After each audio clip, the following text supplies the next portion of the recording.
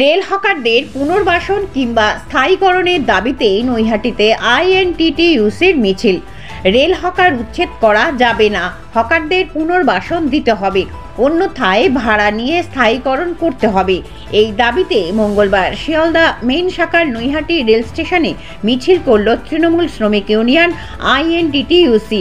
এদিন মিছিলের নেতৃত্ব দিলেন নৈহাটি শহর আইএনটিটিইউসির সভাপতি বিষ্ণু অধিকারী।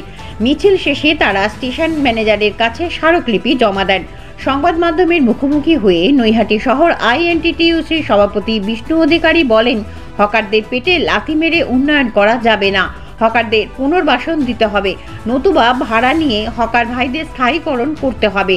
কিন্তু বলপূর্বক হকার উচ্ছেদের চেষ্টা করলে তারা বৃহত্তর আন্দোলনে সামিল হবেন।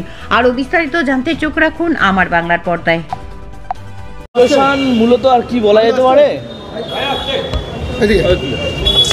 আপনাদের এক টাইপে যখন আমরা দেখতে পাচ্ছি বড় সংবাদ মাধ্যম সারা দেশ যখন রাম মন্দির নিয়ে এত উচ্ছ্বাস, রামকে আমি কতটা মানি এটা আপনি বুঝতে পারছেন আমার কপালের তিলক দেখে। কিন্তু ঠিক 22শে জানুয়ারি যেই দিন রাম মন্দির উদ্বোধন হলো, হঠাৎ আমরা একটা সম্প্রীতি মিছিল করছিলাম। মিছিল চলাকালীন আমাদের রেল বোর্ড দেখতে পারলাম যে আরপিএফের রেল প্রশাসন, কাউকে আমরা দায়ী করছি না, কিন্তু রেল প্রশাসনে যে আরপিএফ বাহিনী আছে তারা প্ল্যাটফর্ম ঘুরে টহল দিচ্ছে, বাইরে থেকে ফোর্স আসছে।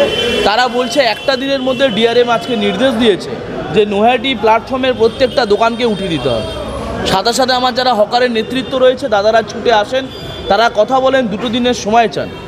সেদিন আপনারা জানেন আমাদের গৌরীপুর উৎসব উদ্বোধন ছিল, মন্ত্রীমশাই তিনি বলেন যে এটা হতে পারে না, এটা আজকের দিনে যেখানে রাম মন্দির উদ্বোধন সেদিন মানবতাকে ধ্বংস করছে, একদিকে দেখাচ্ছে মন্দিরের খেলা আর একদিকে গরিব মানুষকে কিভাবে মেরে ফেলা যায় সেই চক্রান্ত বাংলার মাটিতে করছে।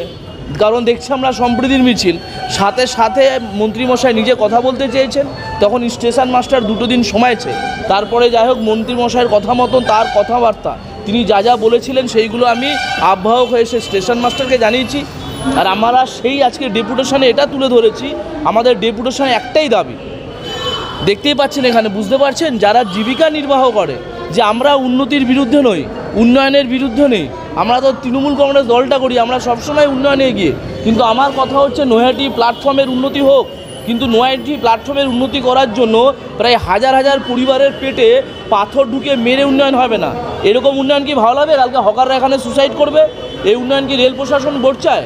আমাদের রাগ নেই, রেলের যারা ঊর্ধ্বতন অফিসার নৈহাটি প্ল্যাটফর্মে আছে কারোর ওপর আমাদের ব্যক্তি কোনো রাগ নেই, না আরপিএফের উপর রাগ আছে, না স্টেশন মাস্টারের উপর রাগ আছে। আমাদের রাগ আর আমাদের আন্দোলন লাগাতার চলবে। ওপর থেকে দিল্লি থেকে বসে যারা কলকাঠি নাড়ছে, আমরা ডেপুটেশনে একটাই দাবি দিয়েছি, রেলের সব কথা আমরা শুনবো, কিন্তু একটাই আমাদের দাবি, আমাদের যতগুলো দোকানদার আছে প্রশাসনিকভাবে রেল কিভাবে তাদের স্থায়ীকরণ করবে, এদের পার্মানেন্ট করার জন্য যা যা করণীয় আছে আমরা সব রকমের জন্য তৃণমূল ট্রেড ইউনিয়ন, তৃণমূলের হকার প্রত্যেকজন সদস্য আমরা রেল প্রশাসনের সাথে কাজ করতে রাজি আছি। রেল প্রশাসন যেমন নিয়মনিষ্ঠা বলবে সেইভাবে দোকান সামনের দিকে চলবে, কিন্তু পার্মানেন্ট করতে হবে, নৈহাটিতে পার্মানেন্ট করতে হবে, নাহলে আগামী দিনে লাগাম ছাড়া আন্দোলন হবে। এখানে একটা দোকানকে তোলা যাবে না, এখানে কোনো একটা দোকান উঠবে না। স্থায়ীকরণের আশ্বাস দিলেন? আমরা তো দেখতে পেলেন তো, ডেপুটেশন জমা দিলাম স্টেশন মাস্টারের কাছে, টু ফরওয়ার্ড ডিআরএম।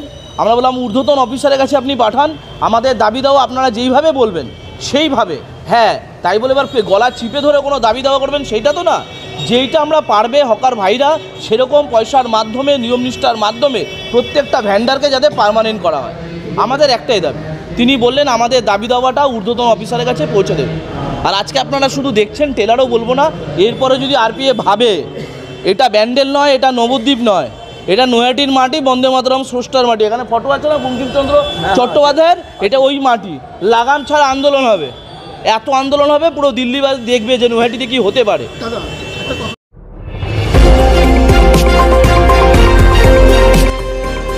আমার বাংলা, সঙ্গে থাকুন, সঙ্গে রাখুন আমার বাংলা।